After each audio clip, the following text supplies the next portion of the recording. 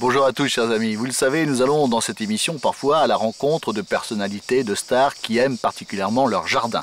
Et bien aujourd'hui nous sommes à Aix-en-Provence et je vous propose la rencontre avec un très grand footballeur. Il s'appelle Franck Leboeuf. Il fallait absolument que j'ai des oliviers chez moi et que les oliviers soient entourés de pelouse. Il y a 3 oliviers que j'ai plantés et que j'ai appelés Betty, Jade et Hugo. Parce que mon père avait... Un jour, ils avaient planté des pins quand j'étais petit et ils avaient appelé Franck, Thierry et Eric, qui était mon prénom et les prénoms de mes frères. Et donc, j'ai voulu nommer aussi les oliviers le nom des enfants et de mon épouse. Ici, on est dans la région d'Aix-en-Provence. On a... c'est pas trop les palmiers, c'est pas la Côte d'Azur, mais il faut éviter les phénix, les washingtoniens ici, parce qu'il fait quand même moins 8, moins 10 le matin en hiver. Donc, il faut prendre des palmiers qui tiennent le coup, quoi. La fierté de mon jardin, c'est les 2 tilleuls bicentenaires et le platane centenaire qui sont vraiment extraordinaires. C'est grave, c'est un tilleul. Ma mère vient chaque année et elle prend, elle se fait des tisanes. Il y a 1 an, j'ai planté 5 oliviers. Et en fait, quand mon envie, c'est de faire une place ici pour que, quand je serai un peu plus vieux, je fasse des grands repas avec mes potes. On racontera des histoires de vieux. Je sais pas, je le vois comme ça. Là, on a la plateforme que je voulais pour jouer pour les enfants, le faux terrain de foot. J'ai passé ma vie dans des champs de football, donc j'aime bien, je suis bien là. Là, je suis bien. On a eu la chance d'avoir un bassin qui n'était pas en très bel état quand on est arrivé, mais que ma femme, avec beaucoup de goût, a repensé. Là, mais qu'est-ce que tu fais là dans la fontaine avec les poissons? C'est vrai que je dis, tiens, il faudrait faire ça, ça, ça. J'essaie d'aider, mais je suis pas très manuel, mais je donne le meilleur de moi-même. Voilà, la balade est terminée. N'oubliez pas que c'est la nature, on n'est rien. Alors, prêtez-y attention. Au revoir, à bientôt. Bonjour à tous, je vous propose aujourd'hui un rendez-vous un petit peu particulier avec la visite du jardin de Grace de Capitani. Grace de Capitani, quand elle ne tourne pas sur les plateaux de télévision, se réfugie dans son jardin secret, jardin dont elle nous ouvre les portes aujourd'hui. Nous avions une propriété dans le nord de l'Italie, au Piémont, et j'avais une parcelle de jardin rien qu'à moi. Et je faisais pousser des haricots verts, j'avais des tomates aussi. Avant qu'elles ne soient rouges, j'aimais bien, c'était à moi et j'aimais bien les consommer. Oh, ce jardin, c'est peut-être un grand mot, disons une cour qui dans Paris est une chose peut-être assez rare. J'ai un petit faible pour la pivoine. Je trouve ça plus beau qu'une rose parce qu'elle est aussi généreuse qu'une rose, mais elle n'a pas d'épines. Mes plantes préférées, quand elles se portent mal, je les aime pas, c'est qu'elles n'ont rien à faire ici.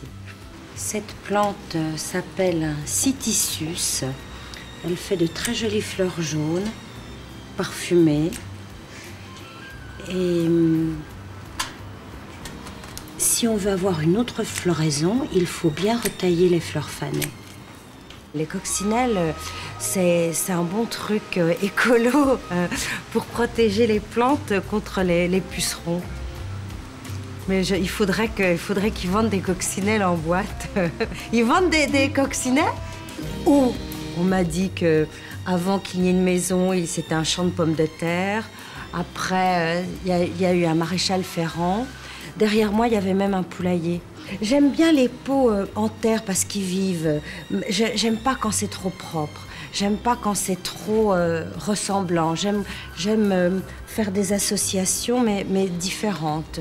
Les choses trop à la française n'iraient pas ici. Bonjour à tous. Eh bien aujourd'hui, je vous propose non pas les jardins de Laurent, mais les jardins de Jean-Pierre. Jean-Pierre Pernaut. Bah oui. Il faut dire que ce rendez-vous est un peu le sien. Lui, l'amoureux de la nature, des plantes et des fleurs, il nous a fait l'amitié de nous accueillir. Il nous ouvre ses portes.